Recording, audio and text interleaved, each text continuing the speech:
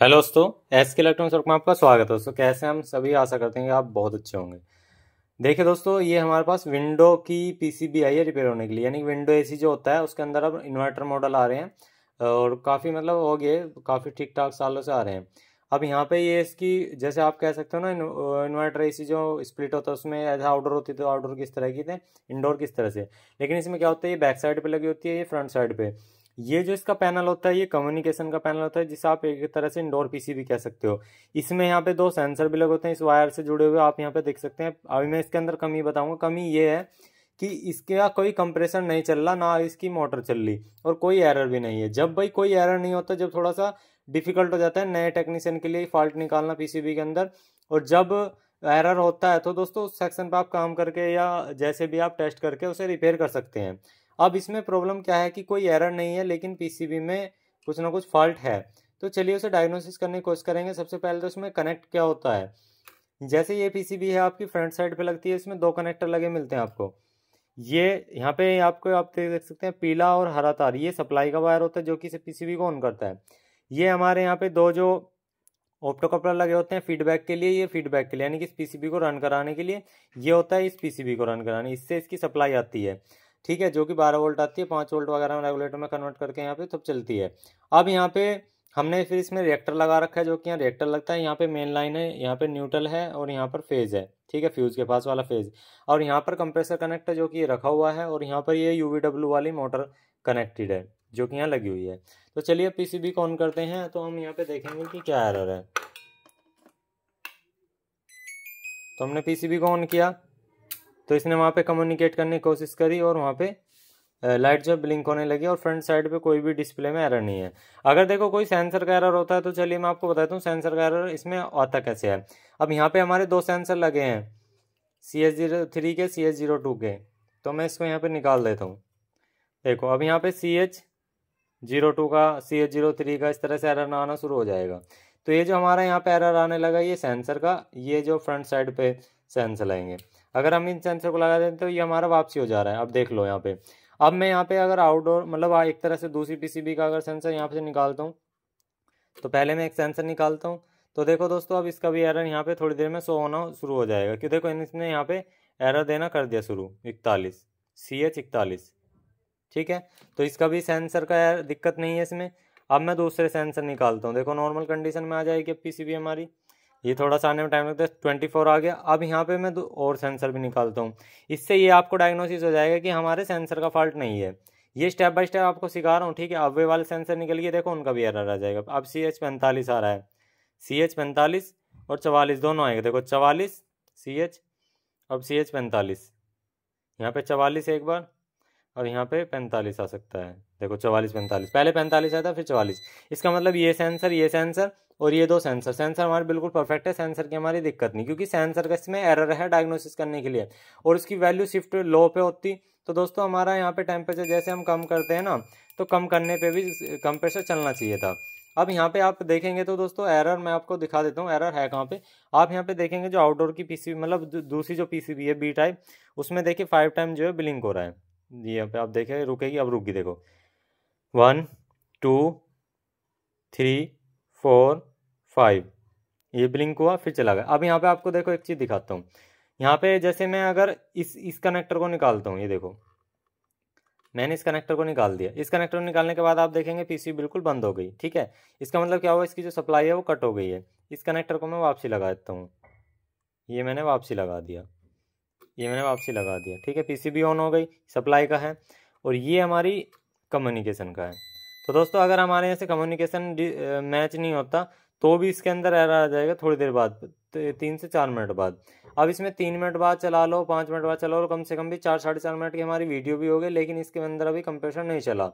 तो वो मैं आपको बताता हूँ। चलिए अब फॉल्ट निकालते हैं। जब हमारा दोस्तों एरर डिस्प्ले पे भी सोना हो और आउटडोर में यहाँ पे इस तरह से ब्लिंक कर रही हो और इसका कोई एरर भी ना दिखाओ, तो चलिए इसे कैसे रिपेयर करते हैं। तो सबसे पहले हमें करना क्या है दोस्तों कि यहाँ पे इस पीसीबी की हीट सिंक उतारनी है। ठीक है, थोड़ा सा मैं अब यहाँ से इसे पीसीबी को कर लेता हूँ बंद, और यहाँ से थोड़ा सा जूम कर लेते हैं, पास से आते हैं। ठीक है, अब हम क्या करेंगे क्या कि इस पीसीबी की हीट सिंक उतारेंगे, और यहाँ पे जो अपना पीएफसी सेक्शन लगा हुआ है और जो आईजीबीटी लगा हुआ है, मॉसफेट लगा हुआ है, और फिर हमारा ब्रिज रेक्टिफायर लगा हुआ है, इन सभी चीज़ों को चेक कर लेंगे। तो यहाँ से अभी हम क्या करेंगे कि यहाँ से हटा लेते हैं कंप्रेसर का कनेक्टर। ये हमने कंप्रेसर का कनेक्टर हटा लिया।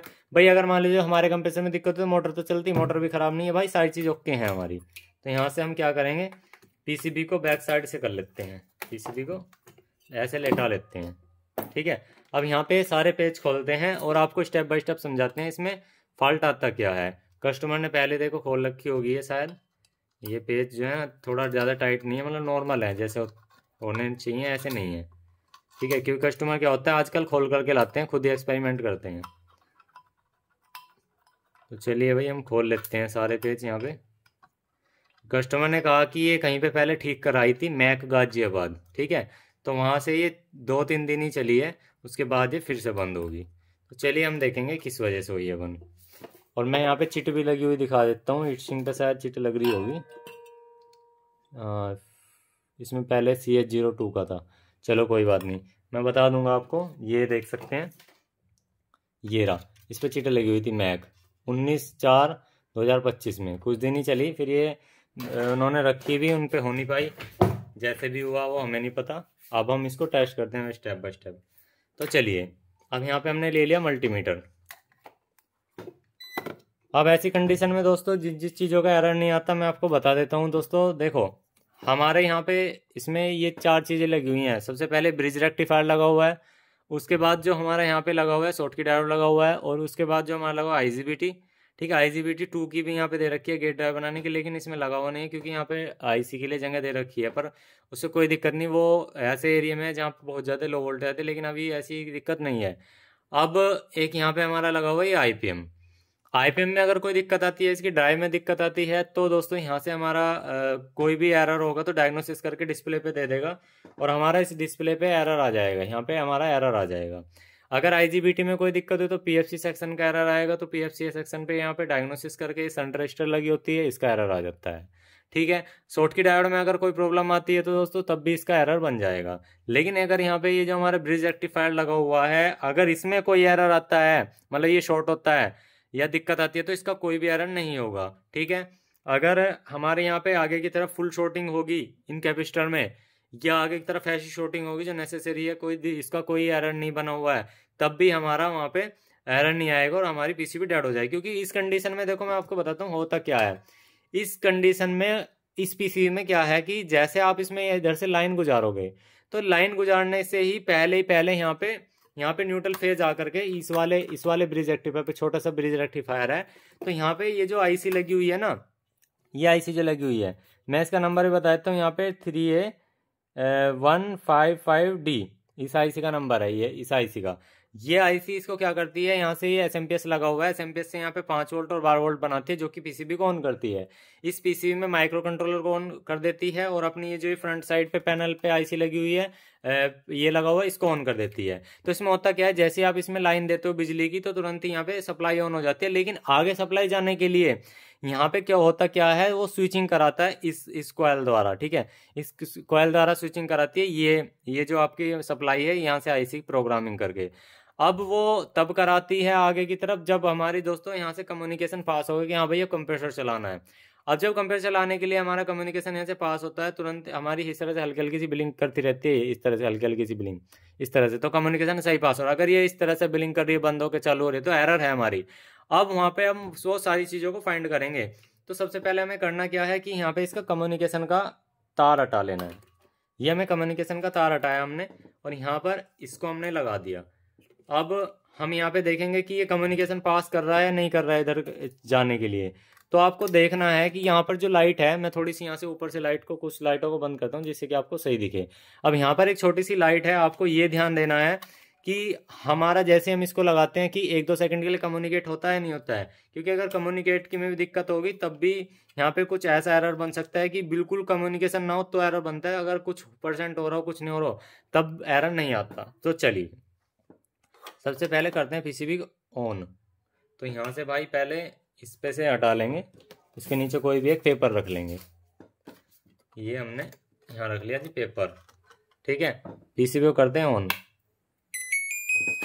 देखो पीसीबी को ऑन किया और यहाँ पे जो लाइट है वो कंटिन्यू चल गई है, इसका मतलब यहाँ पे पावर सप्लाई है लेकिन कम्युनिकेट नहीं है, ठीक है। अब यहाँ पर देखो, हम ये कम्युनिकेशन की अगर लाइट मतलब वायर लगाते हैं तो हल्की सी फ्लिकरिंग होनी चाहिए इस तरह से, लेकिन कंटिन्यू ब्लिंक नहीं होनी चाहिए। अब देखो ध्यान देना उस वाली एलईडी पे, ये देख लो, चाहे मैं दिखा दे रहा हूँ आपको, ये देखो। अब मैं लगाता हूँ, ये लगा दिया, देखो फ्लिकरिंग सी हुई, इसका मतलब कम्युनिकेट कर रही है। लेकिन जैसे यहाँ पे रिले हमारी ऑन होती है, किटिक किटिक करती है आगे की तरफ जाने के लिए, आपके लिए बता रहा हूँ मैं, अगर यहाँ पे सप्लाई जाने के आगे करती है, आगे हाई एम्पियर होता है, तो सीटी कॉइल से हमारा पता लगाया जाता है कि इसके अंदर एरर है। तो सीटी कॉइल डायग्नोसिस करके यहाँ पे एरर देती है, लेकिन डिस्प्ले पे नहीं देगी। तो सीटी कॉइल का ये जो यहाँ पे लगी हुई है, और ये हल्की सी हीट भी हो रही है। तो चलिए अब देखते हैं कि आगे की तरफ क्या शॉर्टिंग है। तो पीसीबी को करते हैं पहले बंद। पीसीबी को हमने बंद कर दिया। बंद करने के बाद अब हमें चेक करना होगा, टेस्टिंग करनी होगी।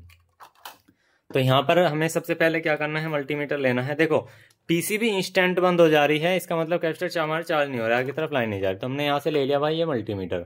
अब यहाँ पे सबसे पहले जो हमारा पहला डाउट जाता है वो जाता है आईजीबीटी पे। थोड़ा सा यहाँ रखते हैं इस मीटर को, देखो सबसे पहला जो हमारा डाउट जाता है वो जाता है आईजीबीटी पे। तो हम आईजीबीटी को चेक कर लेते हैं। तो हमें मीटर को लगाना है, या तो आप अगर आपका मैनुअल मीटर तो कंटिन्यूटी पे, अगर ऑटोमेटिक है तो कोई दिक्कत नहीं। तो हमें यहाँ पे सबसे पहला आईजीबीटी चेक करना है इसका। तो यहाँ पे आप देख सकते हैं हमारा जो आईजीबीटी है वो बिल्कुल परफेक्ट है, कोई दिक्कत नहीं है, आईजीबीटी हमारा सही है। ठीक है, ये देखिए।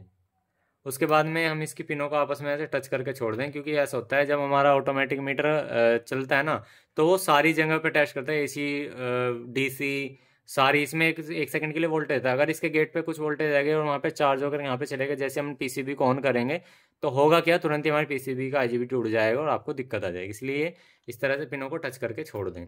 तो फिर निकल गए हम यहाँ से, ये आईजीबीटी हमारा सही है। फिर आते हैं हम शॉर्ट की डायोड पे। तो इसके 1 नंबर 2 नंबर आप उसमें चेक करनी है, डीसी के वोल्टेज दिखा, जो कि ठीक है, कोई दिक्कत नहीं है। अब यहाँ पे ये जो हमारा आईजीबीटी लगा हुआ, वो ब्रिज रेक्टिफायर लगा, इसको चेक करेंगे। तो इसको चेक करने की विधि क्या है, ऐसे देखो पहले यहाँ पे 4 लैग हैं। यहाँ पे ये जो कटिंग बनी हुई है ये पॉजिटिव है इसके सामने, यहाँ पे बिना कटिंग वाला जो है ये कॉर्नर बना हुआ है ये निगेटिव है, और यहाँ पे जो है एसी लाइन है। अब ये जो एसी लाइन है, ये एसी लाइन यहाँ से अंदर जा करके ब्रिज रेक्टिफायर से यहाँ पे आउट हो जाती है।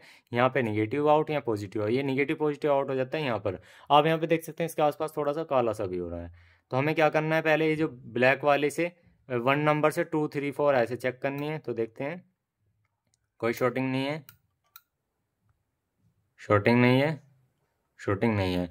अब यहाँ पे 2 नंबर से पहले वाली तो चेक होगी कंप्लीट, अब 2 नंबर से 3 4 इस तरह से। तो ये देख सकते हैं यहाँ पे पहले ही शॉर्टिंग है 3 पे, और यहाँ पे 4 पे भी। और अब 3 से 4 पे चेक करते हैं, ये देखिए फुल्ली शॉर्टिंग है। तो इसका मतलब क्या हुआ, ये जो हमारा ब्रिज रेक्टिफायर है वो हमारा फुल्ली शॉर्ट है। और वो किस वजह से हुआ, कैसे हुआ, वो भी आपको बता देंगे। तो हम क्या करेंगे, अब पीसीबी को पहले थोड़ा सा उल्टी साइड से कर लेते हैं, इसका तो कंप्रेसर कनेक्टर हटा लेते हैं, क्योंकि अब ये जब तक ये ब्रिज रेक्टिफायर चेंज ना हो जब तक ये चलेगा भी नहीं। तो हमें क्या करना है, इस ब्रिज रेक्टिफायर को यहाँ से बाहर निकालना है। तो इसे यहाँ से सोल्डर कर लेते हैं। तो देखा आपने दोस्तों कैसा इसमें हमने इसको फॉल्ट को निकाला, और अभी इसको रिपेयर भी करेंगे। तो हम यहाँ से इसको ये एक्स्ट्रा लेग जो है इसकी कट कर लेते हैं पहले कंपोनेंट कटर से, और अब बड़े इजी तरीके से इसका फॉल्ट यहाँ पे निकल जाएगा।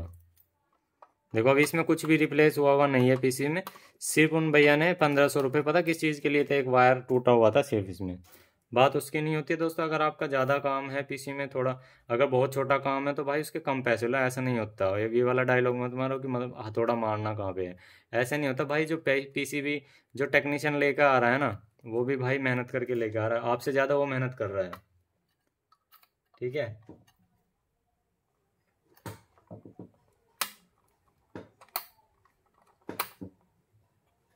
इसके बाद हम यहाँ पे सोल्डर कर लेंगे।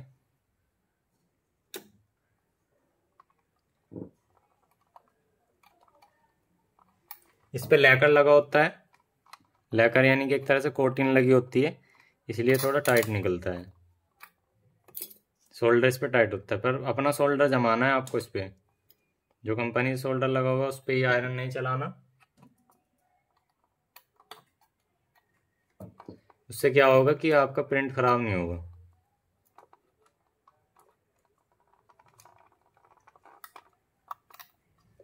नहीं तो डिसोल्ड वायर से भी हटा सकते हैं, ऐसी कोई दिक्कत वाली बात नहीं है। तो इसे यहाँ से हम, ये लास्ट प्रिंट रह गया हमारा,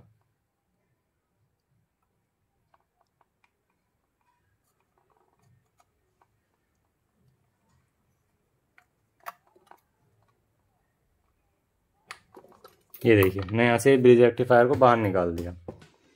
अब यहाँ पर इस ब्रिज रेक्टिफायर को एक बार सही तरीके से आपको चेक करा के दिखाते हैं। ये हमने निकाल दिया और यहाँ पे हमने ले लिया मीटर, ठीक है। इसको कर लेते हैं चेक। इधर की हमारी इधर की पॉजिटिव साइड से शॉर्टिंग थी, ये देख लो फुल शॉर्ट है। तो इस ब्रिज रेक्टिफायर का जो हमारा नंबर है यहाँ पे आप देखेंगे एसिड डी, ये है D15XB60। तो ये हमारा 15 एम्पियर का ब्रिज रेक्टिफायर है। तो चलिए हम दूसरा ब्रिज रेक्टिफायर लेते हैं किसी और दूसरी पीसी में से। तो हमने यहाँ पे जो है ना ब्रिज रेक्टिफायर ज़्यादा एम्पियर का ले लिया, D35 ले लिया, उसको कोई दिक्कत वाली बात नहीं है। आप ज़्यादा का ले सकते हैं, उसमें ऐसी दिक्कत वाली बात नहीं। अब इसमें क्या है कि दोस्तों इसे पॉजिटिव निगेटिव के हिसाब से भी लगाना होता है। जैसे ये हमारे पास था तो ऐसे ही आपको इस तरह से ही इसको लगाना है, ऐसा नहीं है आपको ने पलट के लगा दिया तो वहाँ पे दिक्कत हो जाएगी, ठीक है। तो इसके लिए अब हम क्या करेंगे कि यहाँ पे हल्का सा पेस्ट लगाएंगे और इसको जो इसकी चारों लेग हैं इनको यहाँ पे साफ़ करेंगे, ठीक है। या तो डीसोल्ड वायर से भी आप कर सकते हैं और या आप दोस्तों इसे उससे भी कर सकते हो, क्या नाम है, सोल्डिंग पंप से भी कर सकते हो। सोल्डिंग गन जो होती है, बहुत सारे इसके तरीके हैं, आप किसी चीज़ से भी इसे आप साफ़ कर सकते हो। ऐसा नहीं है कि आपको जो चीज़ बता दी उसी से करना है, जैसा आपको अच्छा लगे उस चीज़ से कर सकते हो, ठीक है। पर आपका पेस्ट अच्छा होगा तो ये जल्दी खींच लेगा।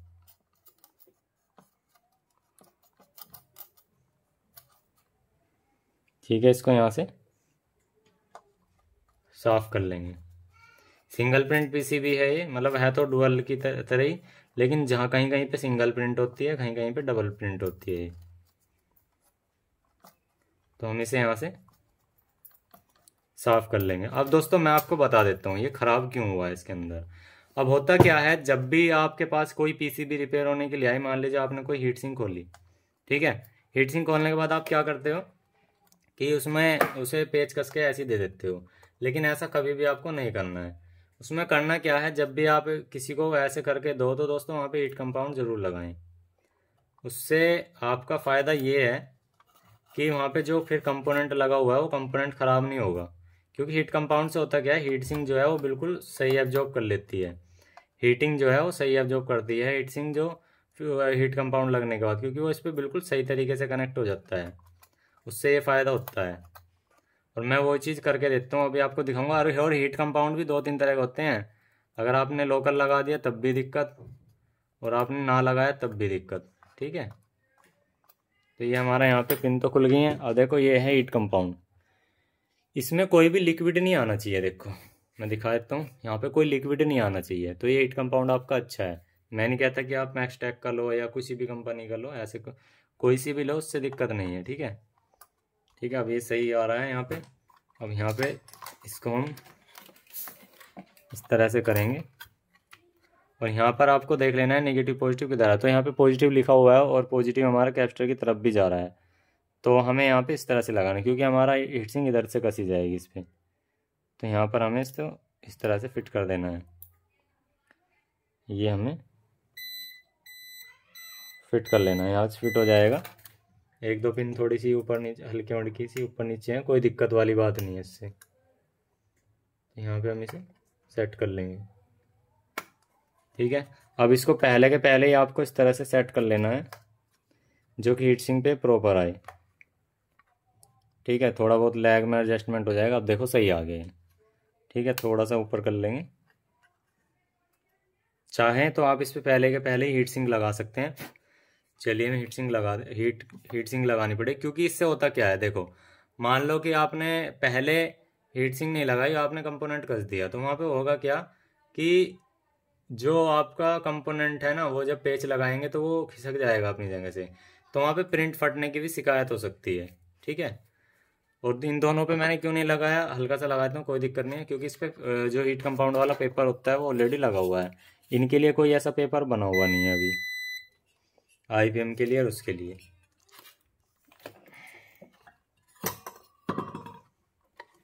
तो इसे यहाँ पे सेट कर देंगे और यहाँ पे इसके पेच लगाएंगे अच्छे से, तो यहाँ पर हम इसके ये हमने जो जो पेज हमने इसके खोले थे वो पेज लगा देंगे अच्छे से।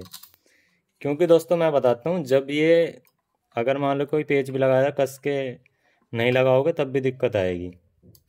आपको ये पेज कसने हैं बढ़िया तरह से।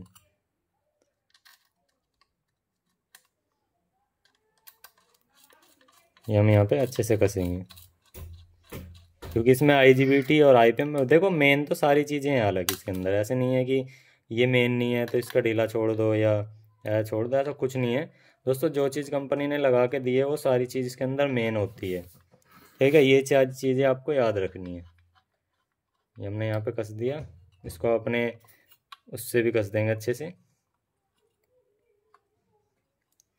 तो जहाँ पर इसका होल सही आएगा वहाँ पर इसको सेट बिठाएंगे।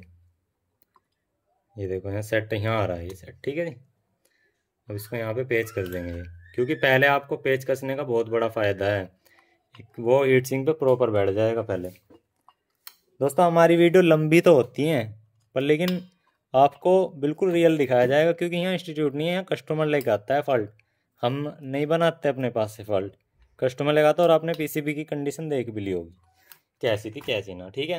तो उसके हिसाब से भाई यहाँ पे हम जो होता है वो रियलिटी दिखाते हैं। तो जी अब जो हमारे एक्स्ट्रा लगेगा पहले वो कट कर लेते हैं, फिर उसके बाद सोल्डिंग करेंगे, जो कि गोल हो जाए सोल्डिंग अच्छे से। ठीक है जी, हमने यहाँ पे कर लिया। अब हम क्या करेंगे, अभी यहाँ पे पेज रह रहा है, पेज सारे लगाएंगे अच्छे से, तभी कस्टमर को हैंड ओवर करेंगे हम। इससे पहले कस्टमर को हैंड ओवर नहीं करेंगे, क्योंकि हम अच्छे से जब तक चेक नहीं करते, हम ये चाहते हैं कि कस्टमर के यहाँ पे जाए PCB और एक ही बार में लग जाए, जिसके यहाँ पे इंजीनियर लेके आया जो हमारा कस्टमर होता है, ठीक है। क्योंकि एक ही बार में जो संतुष्टि मिल जाती है ना, तो दुकान मतलब जिसने PCB आपको दी वो ये सोचता है हाँ भाई वाकई में बंदा ठीक है, जेन्युइन बंदा है। अगर कोई एक बार गए, 2 बार गए, 3 बार गए, 4 बार गए, भाई वहाँ बेइज्जती सी होने लगती है। हालांकि कभी कभार ऐसे केस फंस जाते हैं कि एक बार भी जाना पड़ जाता है, 2-3 बार भी जाना पड़ जाता है, तो वो चीज़ें अलग हैं, ठीक है। लेकिन किसी किसी में, नहीं हर किसी में, ठीक है। तो यहाँ पे अच्छे से हमने कस दिया, ठीक है जी, ठीक है। अब इसके अंदर कोई भी एरर नहीं होना चाहिए। इसके पहले हम इसमें यहाँ पे सफाई कर देते हैं, ठीक है जी। अब चलिए हम इसको सुखा करके चेक कर लेंगे। हालांकि जिससे हमने साफ़ किया है इसके अंदर कोई भी कंडक्टर नहीं है, ठीक है। ये हमने यहाँ रख लिया। अब थोड़ा सा इसको यहाँ से कनेक्टर को यहाँ ले आएंगे और ये UVW मोटर कनेक्ट करी, और यहाँ से हमने इसको कनेक्ट किया, उधर लेके आए, यहाँ पे इसको लेके आए, फिर से वापसी वहीं कर देते हैं उसी लोकेशन पे कैमरे को, जिससे कि आपको सारी चीज़ें दिखें, ठीक है। और अब हम PCB को ऑन करने की कोशिश करते हैं। PCB को ऑन किया, यहाँ पर आप देखेंगे अभी भी इसके अंदर एरर है, ठीक है। ये देखिए अभी 2 से 3 मिनट का इंतज़ार करेंगे, वो एरर शायद ख़त्म हो गया है। वो अब जो दिखा रहा है वो एबनॉर्मल कंडीशन है। अब चलिए थोड़ा सा इंतज़ार करते हैं, ये एबनॉर्मल पे आ जाएगी, ठीक है PCB। अभी क्या था कि इसमें एरर जो है वो ऐसे ही आ रहा है, लेकिन जो हमारा फॉल्ट था, कंपोनेंट था, वो निकल गया।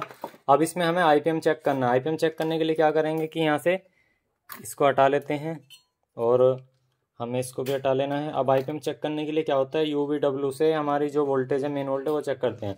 हमने हीट सिंक इसलिए लगाई थी क्योंकि जिस पे कंपोनेंट था वो बिल्कुल प्रॉपर से सेट बैठ जाए। तो चलिए अब ये सारी चीज़ें हटा लेते हैं और PCB को करते हैं बिल्कुल खाली, और इसे अब इसकी IPM टेस्ट करते हैं, और इसके यहाँ पे जो लगे हुए कैपेसिटर हैं वो भी चेक करने पड़ेंगे, और जो बाकी कंपोनेंट है वो भी चेक करते हैं। तो चलिए इसको बैक साइड से कर लेते हैं PCB को। और यहाँ पे देखो IPM को कैसे चेक करते हैं। IPM को चेक करने का सिंपल तरीका है, निगेटिव से पहले ये सारे चेक करो, फिर पॉजिटिव से ये सारे चेक करो, इस तरह से चेक करते हैं। तो हमें IPM को टेस्ट करना होगा। तो हमारा जो UVW है, पहले हम अगर हमारे यहाँ पे निगेटिव लाइन है तो यहाँ पे हम पॉजिटिव रखेंगे। चलिए चेक करते हैं। इसे हम करेंगे डायोड रेंज पे 465, यही सेम यहाँ मिलेगी 465, यही सेम यहाँ मिलेगी 464 65। ठीक है, अगर आप यहाँ पे पलट के चेक करेंगे तो यहाँ नहीं आएगी। अब हमें यहाँ पॉजिटिव की जगह नेगेटिव लगाना होगा, तो सेम इसकी भी यही आनी चाहिए। यहाँ पे आप देख सकते हैं हाफ साइड के जो है वो बंद है, हाफ साइड के बंद है। इस आईपीएम के अंदर भी यहाँ पे दिक्कत है। तो चलिए इसका आईपीएम को सर्च करते हैं और आपको आईपीएम ला करके डाल के दिखाते हैं। देखो दोस्तों, आईपीएम से पहले मैं आपको एक चीज़ बता देना चाहता हूँ, क्योंकि इसमें आईपीएम की वो रिवर्स साइड से चेकिंग में दिक्कत आएगी, क्योंकि मीटर क्या है डायग्नोसिस से कराने में दिक्कत करता है। वो अगर आप उसे मैनुअल पे करोगे तो हो जाएगा, आईपीएम इतनी जल्दी ख़राब नहीं होगा। अब जैसे यहाँ पे भी ये ब्रिज रेक्टिफायर ख़राब हुआ था, तो हमारे यहाँ पे क्या था कि ये जो सप्लाई है यहाँ तो हमारी ये जो रिएक्टर लगा हुआ है इसके द्वारा आ जाती है, लेकिन यहाँ से जो ये वाली सप्लाई है हमारी दूसरी पॉइंट की, यानी कि यहाँ पे न्यूट्रल हो गया और यहाँ पे हमारा फेज हो गया। तो फेज की जो लाइन है वो यहाँ पे हमारी एक फ्यूज से होकर के आ रही है। ठीक है, तो ये जो फ्यूज है हमें ये वाला भी एक बार टेस्ट कर लेना होगा, क्योंकि जब हमारा यहाँ पे रनिंग कंडीशन पे तो एसी ख़राब हुआ है, रखे रखे ख़राब नहीं हुआ है। अब रनिंग कंडीशन पे जब हमारे ब्रिज रेक्टिफायर शॉर्ट होता है तो इसमें डायरेक्ट लाइन यहाँ पे कनेक्ट होती है, यहाँ पर इन वाले पॉइंटों पे। अब जब डायरेक्ट लाइन ये कनेक्ट हो रही है, शॉर्टिंग हो जाए तो सीधी सी बात है इसको प्रोटेक्शन के लिए या तो एमसीबी ट्रिप होगी, एमसीबी वहाँ पे थी नहीं, तो जैसे भी होगा। लेकिन यहाँ पे उस कंडीशन में फ्यूज़ भी लगा हो, तो यहाँ पे ये फ्यूज़ को भी हम चेक कर लेंगे। तो देख सकते हैं यहाँ पे मेगा ओम में रीडिंग दिखा रहा है, तो इसका मतलब ये जो फ्यूज़ है वो ओपन हो चुका है। अब इसके लिए हम क्या करेंगे, इसकी लैग को जो है यहाँ से कट कर लेंगे। ये हमने यहाँ से कट कर ली इसकी लैग को। अब मैं इसको आपको टेस्ट करा करके दिखा देता हूँ। इस पीसी में ये दिक्कत थी, कोई एरर नहीं था और कंप्रेसर भी नहीं चल रहा था। तो ये देख सकते हैं फ्यूज़ जो है हमारा ओपन हो चुका है। तो यहाँ पे हम दूसरा नया फ्यूज़ डालेंगे इसके अंदर। ठीक है, तो यहाँ पर हमने ये फ्यूज़ ले लिया। अब इसमें वायर फ्यूज़ लगाने की ज़रूरत पड़ती है, तो हमें क्या करेंगे, इस पर हम सोल्डर कर लेंगे। अगर आपके पास वायर फ्यूज़ नहीं है तो इस पर आप सोल्डर कर सकते हो, कोई दिक्कत वाली बात नहीं है दोनों तरफ में। और आयरन इस पर आपको रोक के रखना है, देखो इस तरह से। ठीक है, तो सोल्डर हो जाएगा। और आपको इस पर हाथ नहीं लगाना, क्योंकि बहुत देर तक ये इतना गर्म होता है, इसका सोल्डर भी मेल्ट ही हुआ रहता है। तो इसे आप नीचे लेके जाना है आराम से, और दूसरी तरफ भी ऐसे सोल्डर कर लेंगे। ठीक है, अब यहाँ पर जो वायर लगे हुए हैं इन पर भी सोल्डर कर लेंगे और इसे फ्यूज़ के नज़दीक ले जा करके सोल्डिंग कर देंगे। तो पहले इसको यहाँ पे लेके आएंगे, ये आ गए। ठीक है, और अब हम दूसरी तरफ भी इसको ऐसे ही कनेक्ट कर देंगे।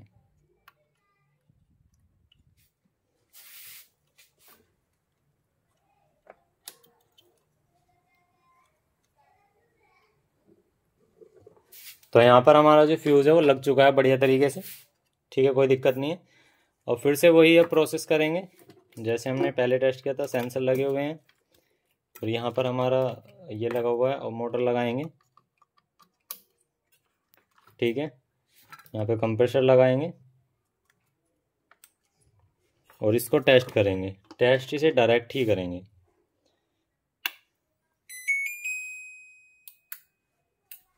तो यहाँ पे अब जो है हमारे कैप्चर चार्ज हो चुके हैं, क्योंकि इसने लोड जो है बहुत ज़्यादा हैवी लिया। अब देख सकते हैं यहाँ पे अब कम्युनिकेट होना शुरू हो गया है। पहले क्या था, इसमें ब्लिंकिंग हो रही थी। अब देखो मोटर चल गई है, मैं आपको दिखाता हूँ। ये देखिए, ये जो फैन मोटर चल गई है। अब कंप्रेसर भी स्टार्ट हो जाएगा अगर इसमें और कोई एरर नहीं होगा तो। ठीक है, तो चलिए इंतज़ार करते हैं, और कुछ कर भी नहीं सकते इसमें, क्योंकि इससे पहले हम कोई इसका टाइम डिले वगैरह नहीं कर सकते। तो अभी कंप्रेसर चलने का इंतज़ार देखते हैं, क्योंकि ये फ़ैन मोटर इसकी पहले चल जाती है। क्योंकि इसमें हवा, इसमें ऐसा नहीं होता कि इंडोर की मोटर यहाँ लगेगी या आउटडोर की मोटर यहाँ लगेगी। ठीक है, क्योंकि इसका जो कंप्रेसर है उस पर 3 मिनट बाद सप्लाई जाएगी, और इसकी जो फ़ैन मोटर है उस पर तुरंत के तुरंत सप्लाई आ जाती है, इससे 5 से 6 सेकंड बाद। अब इसमें क्या है, यहाँ पे कम्युनिकेट हो रहा है। पहले कम्युनिकेट बिल्कुल भी नहीं हो रहा था, वो नॉर्मल कंडीशन नहीं थी। और यहाँ पे अब कोई भी एरर नहीं है, और ना ही कोई आउटडोर, मतलब एक तरह से कह सकते पीसीबी बी में ये ए है और ये बी है। अगर आपकी विंडो की है तो ये ए होती है, ये बी होती है। अगर आपकी वहाँ पे स्प्लिट होती है तो वो इंडोर होती है, वो आउटडोर होती है। तो चलिए अब इंतज़ार करते हैं इसकी कंप्रेसर का चलने का, और फिर आपको दिखाते हैं जैसे इसका कंप्रेसर चलता है। तो ये देखिए दोस्तों, यहाँ पे कंप्रेसर चल गया है। ये देखिए, ये देख सकते हैं कंप्रेसर चल गया है। ये देखिए प्रेशर भी आना शुरू हो गया है। अब इसके अंदर कोई भी एरर नहीं है, ना आउटडोर में यहाँ पे कम्युनिकेट भी सही हो रहा है, और ये पीसी बिल्कुल परफेक्ट है, कोई दिक्कत नहीं है। और ये हमारी इसकी डिस्प्ले है, और ये हमारा मोटर जो है वो बिल्कुल सही चल रही है। इसे ब्लोअर भी कह सकते हैं, इसे आउटडोर भी कह सकते हैं, इसे इंडोर भी कह सकते हैं, क्योंकि इसमें एक ही मोटर होती है कम्प्लीटली। तो ये देखिए परफेक्ट चल गया है अब कंप्रेसर, कोई दिक्कत नहीं है। तो आई होप आपको दोस्तों वीडियो समझ में आ गई होगी, और हमने आपके सारी चीज़ें इसकी समझाई, क्योंकि विंडो एसी की पीसीबी की वीडियो अभी तक की इतने डिटेल में यूट्यूब पे किसी ने भी नहीं डाली है। हमने आपको पूरा डिटेल में समझाया। तो चलिए यहाँ से पीसीबी का अगर टेम्परेचर कम ज़्यादा भी करके देखते हैं, देखिए कम ज़्यादा हो रहा है, ये देखिए बिल्कुल सही चल रही है। तो चलिए ऑफ़ कर देते हैं। ठीक है, हमारी पीसीबी ऑफ हो गई है, अब सिर्फ मोटर चलेगी थोड़ी देर, वो भी बंद हो जाएगी। तो वीडियो अच्छे तो एक लाइक कर देना, और चैनल पे नए तो सब्सक्राइब करना। मिलते हैं किसी नेक्स्ट वीडियो में। आज के इतने, जय हिंद, जय श्री राम दोस्तों।